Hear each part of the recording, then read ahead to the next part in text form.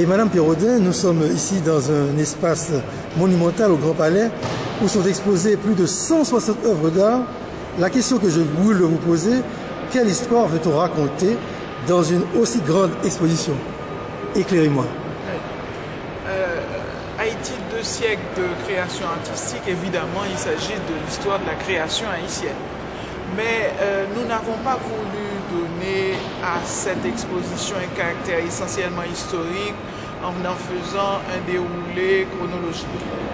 Nous avons voulu établir un dialogue entre le présent et le passé, question de pouvoir définir, dégager des traits qui pourraient nous permettre de repérer dans le temps certaines pratiques qui vont se répercuter peut-être, oui, peut-être pas, dans le présent. Et nous savons qu'il y a une habitude d'identifier la genèse, de remonter la genèse de l'art haïtien à la création du centre d'art. Il est évident que le centre d'art a joué un rôle fondamental dans l'émergence de l'art naïf en Haïti. Mais l'art haïtien en tant que tel a nettement précédé la fondation du centre d'art. Et nous avons dans notre chapitre chef, nous avons pu mettre en dialogue des œuvres de Colbert Lochard du 19e, de Séjour Legros du 19e et même de Giraudet Roussy du 18e, avec des œuvres de Mario Benjamin, des œuvres des peintres animaliers comme Fixner Lamour, comme Jasmin Joseph.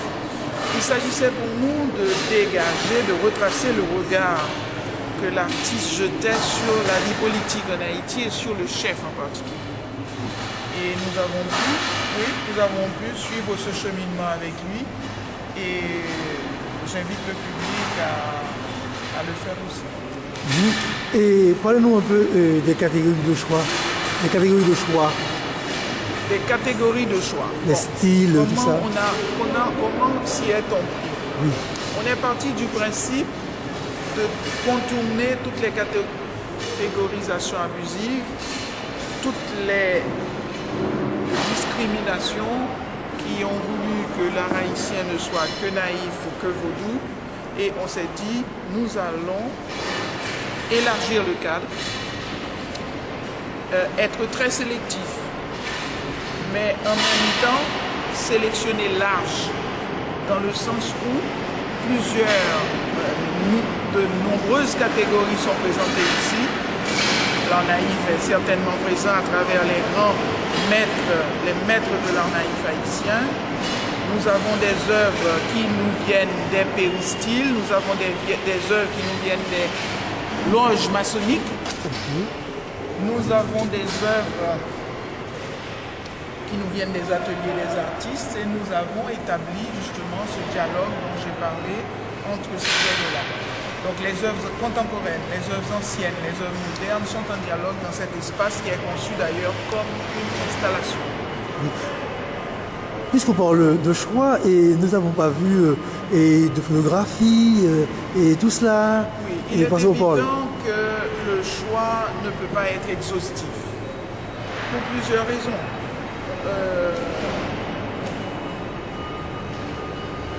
Problème d'espace et en même temps, pourquoi doit-il être exhaustif? Pourquoi? C'est un résumé. Oui. Un condensé. Oui, c'est un condensé, mais c'est un condensé très fort. Comme vous pouvez le remarquer, c'est un condensé qui a une grande force évocatrice. C'est un condensé qui a une force culturelle percutante, d'ailleurs, selon les dires du public. C'est un condensé qui tient bien dans l'espace, finalement.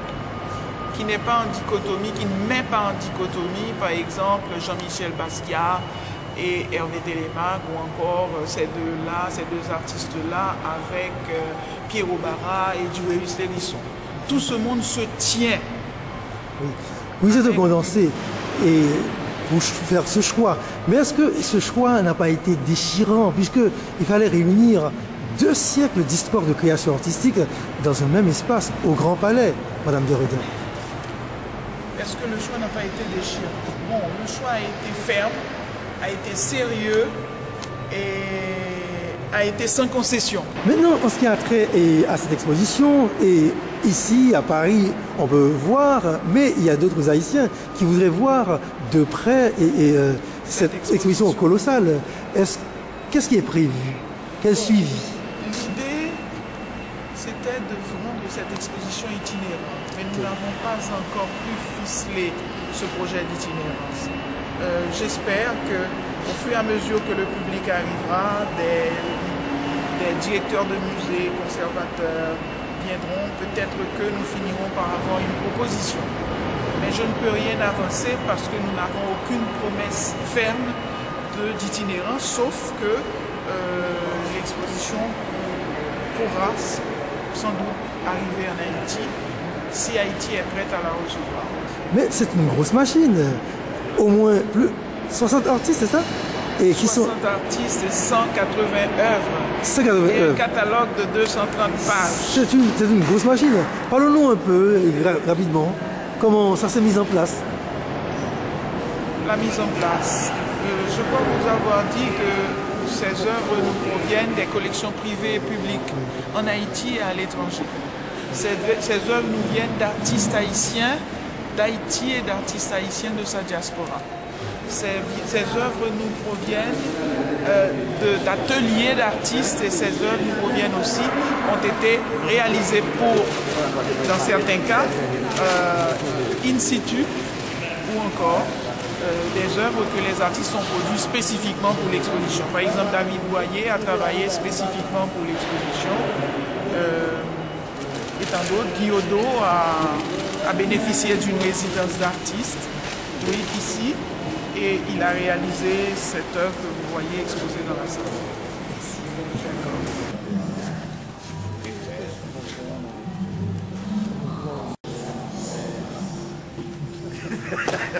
Je pourrais rester en Afrique et faire une carrière de perdre du temps. Oh mon Dieu, ça a été quelque chose. Ça m'a vraiment touché. Ça.